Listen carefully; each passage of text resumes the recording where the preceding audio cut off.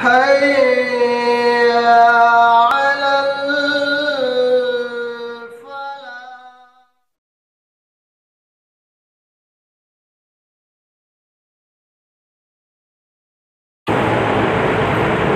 بسم الله والصلاة والسلام على رسول الله وبعد.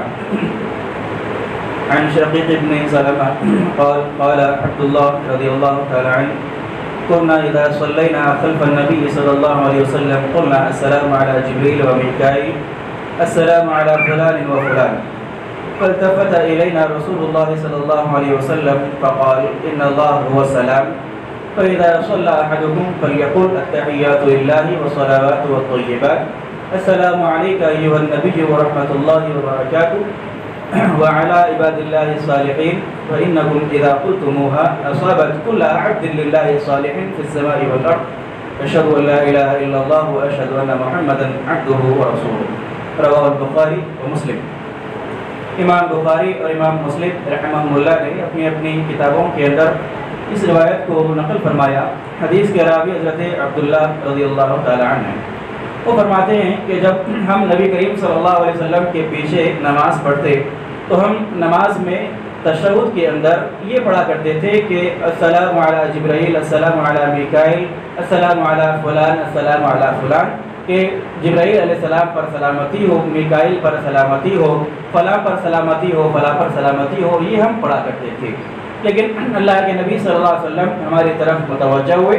اور پیارے رسول صلی اللہ علیہ وسلم نے ہم کو یہ بات سکھلائی اور کہا کہ ان اللہ هو السلام، کہ اللہ تعالیٰ ہی سلام ہے. لہذا جب تم نماز پڑھا کرو تو یہ دعائیں پڑھا کرو کہ التحیات للہ والصلوات والطیبات السلام علیک ایھا النبی ورحمۃ اللہ وبرکاتہ. اس کے بعد اللہ کے رسول صلی اللہ علیہ وسلم نے ارشاد فرمایا کہ جب تم یہ دعا پڑھو گے تو زمین اور آسمان کے ہر نیک اور صالح بندے کے لیے تم دعا کرتے رہو گے. پھر اللہ کے نبی نے فرمایا کہ اس دعا کے بعد یہ پڑھا کرو کہ اشہد ان لا الہ الا اللہ و اشہد ان محمدا عبدہ و رسولہ.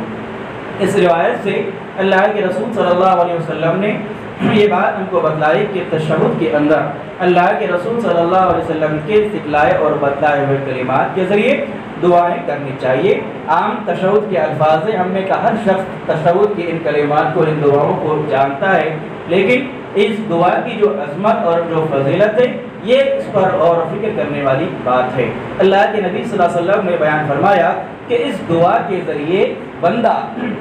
جب تحیات پڑھتا ہے السلام علیک ایھا النبی ورحمۃ اللہ وبرکاتہ السلام علینا وعلی عباد اللہ الصالحین، جب یہ دعا پڑھتا ہے تو زمین میں جتنے بھی اللہ کے نیک اور صالح بندے موجود ہیں ان تمام کے حق میں یہ دعا پہنچ جاتی ہے. اور اللہ کے نبی نے فرمایا کہ نہ صرف زمین پر بلکہ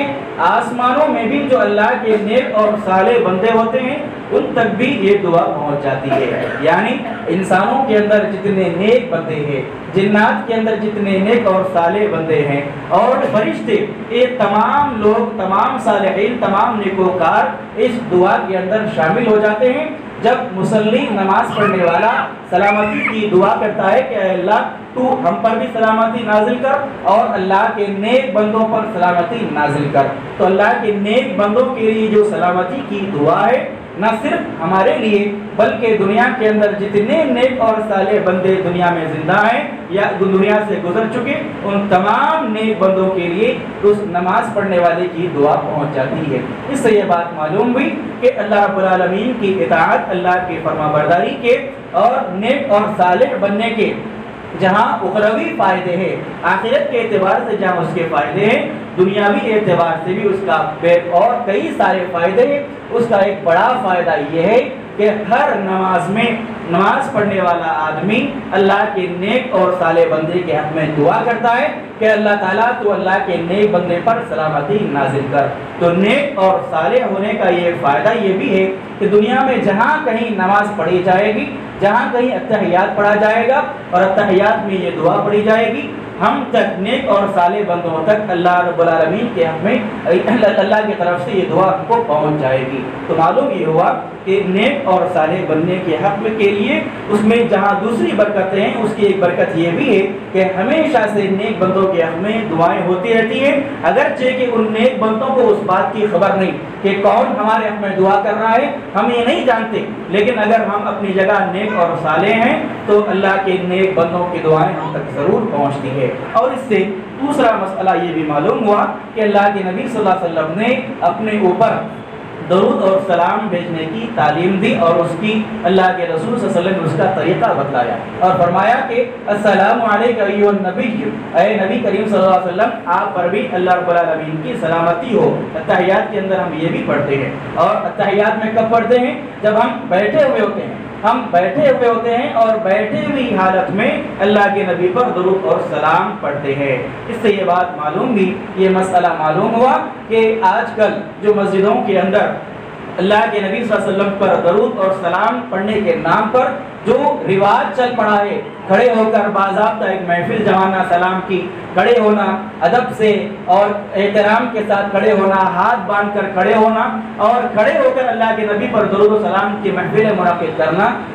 یہ تمام عقائد پر، ایسے تمام اعمال پر اس روایت کے ذریعے رد ہوتا ہے کہ اللہ کے نبی صلی اللہ علیہ وسلم نے کبھی اس طریقے سے اپنے اوپر درود اور سلام بھیجنے کی تعلیم صحابہ کرام کو نہیں دی، نہ کسی صحابی نے، نہ اللہ کے نبی صلی اللہ علیہ وسلم کے بعد کسی صحابی نے، نہ صحابہ کے بعد کسی تابعی نے، نہ تابعی کے بعد کسی تابع تابعین نے اللہ کے نبی صلی اللہ علیہ وسلم پر درود اور سلام پڑھنے کا یہ طریقہ اپنایا جو آج کل اکثر و بیشتر مسجدوں کے اندر مسلمان اپناتے ہیں۔ اس سے یہ بات معلوم ہوئی کہ اللہ کے رسول صلی اللہ علیہ وسلم سے سب سے زیادہ محبت کرنے والے جو لوگ تھے وہ صحابہ کرام کی جماعت تھی، اور صحابہ کرام کا رویہ کیا ہوتا تھا اللہ کے نبی صلی اللہ علیہ وسلم کے ساتھ؟ صحابہ کرام مسجد میں بیٹھے ہوئے ہوتے تھے، اللہ کے نبی صلی اللہ علیہ وسلم صحابہ کرام کے پاس تشریف لاتے، تب بھی صحابہ کرام اللہ کے نبی کے لیے احترام سے کھڑے نہیں ہوتے تھے۔ اس سے یہ بات معلوم ہوئی کہ احترام کے ساتھ کھڑے ہونا، ہاتھ باندھ کر تعظیم کے ساتھ کھڑے ہونا، یہ صرف اللہ رب العالمین کے سامنے ہی جائز ہے۔